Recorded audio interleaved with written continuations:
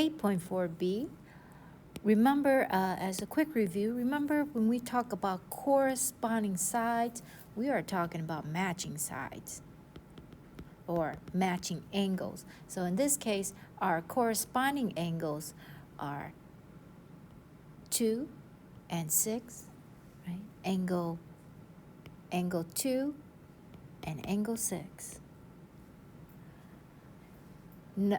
What about name a pair of alternate interior angles? Alternate interior, they are on the inside and they are on opposite sides of each other. So angle 4 and angle 5 are a pair of alternate interior. Alternate exterior, they are on the outside. So if I choose 1 and they are on the opposite side of the transverse, so 1 and 8, so angle 1 and angle 8. Consecutive interior, they are on the same side of the transverse and they are both on the inside. So if I chose 5, angle 3 also matches. So angle 3 and angle 5 are consecutive interior angles to each other. The transversal here is line T, or we could have just written T with that arrow, the 2 arrows on top.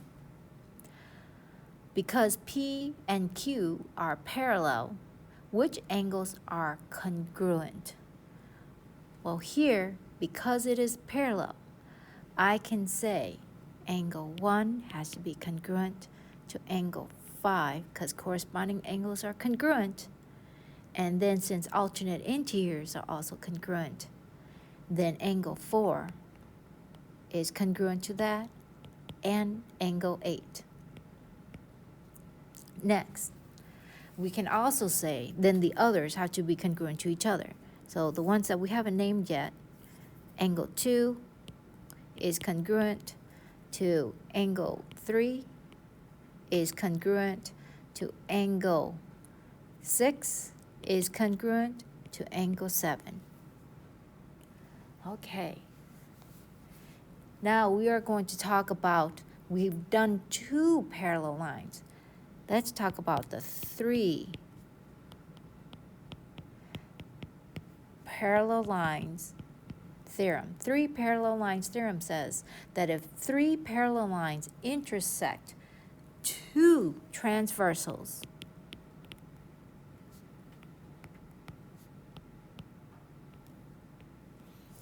then they divide the transversals proportionally.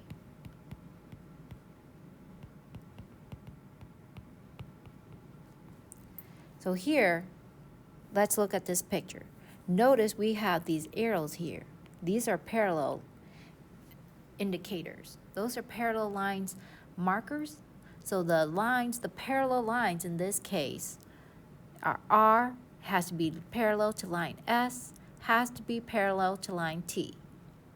The transversal here are lines L and M. We'll say, do that little line on top here. Use each transversal to set up a proportion going in the same direction. So we want to use the theorem. Okay, so here, using our theorem, we know I'm going to highlight this top one and the second one. Those are our transversals right there. And from those transversals, from L, we can say that UW, from UW, so that segment UW over WY, so this is WY, has to be proportional to VX to XV, VX to XZ, VX to XZ. So this and this match together, and these match together with this in terms of numerator and denominator. And it doesn't really matter what we say, put on the numerator and what goes in the denominator, as long as you match up the right sides together. So let's try this out. In the diagram, angle 1, 2, and 3 are all congruent. GF equals 120 yards, DE equals 150 yards, CD equals 300. Find the distance HF between Main Street and South Main Street. So by HF, HF, let me highlight that just to remind myself what I'm trying to find. So this distance right here, HF, between H and F, right there, is what we're trying to find. Well, since these are all proportional, I can set up a proportionality statement to solve. So first, this proportionality statement, we found this part. We need to find this part to add up to that. So I know proportionally, we have, let's see here, name the two transversals. First, the transversals that we're working with are FH, right? FH is one of them, line FH, and EC is another one. Those are our two transversals. So let's set this up. I know that FG over GH must be proportional to ED over DC. And now let's solve here. I don't know what GH is. So let's substitute with what we have. FG is 120. We don't know what GH is. Equals ED is 150 yards. And DC is 300 yards. We want to cross multiply to solve. So this is 150 GH equals 300 times 12 is 36,000. Now we want to divide by 150. 150. GH should equal, the distance of GH should equal 240 yards. Okay, so that's one. Oh, so that's GH. Let's do HF. They want us to find now HF. So this is 240.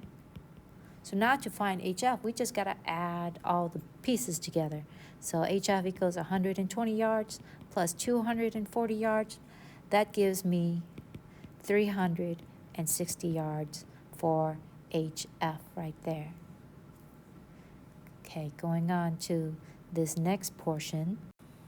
Try it out. Find the lengths of the indicated segments. Find BD and BF. So we want to find BD and BF line segments.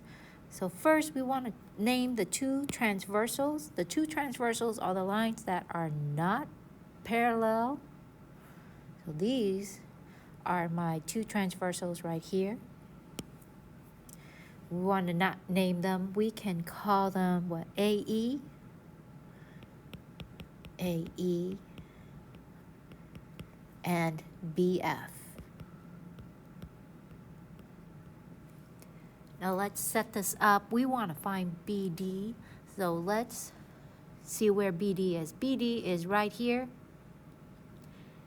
And we can set that up to the 16 and 40 across. So let's do that. So we say BD is proportional to AC over DF is proportional to AC over CE.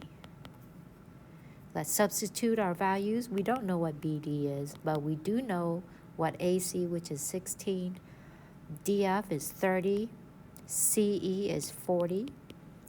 We can then cross multiply to solve here. So we got 40 BD equals 480. Divide by 40 to solve. BD must equal 12. So that distance is 12 right here. So this is 12. BF is the entire distance. So BF is just BD plus DF. So the two segments add together. So that's 12 plus 30.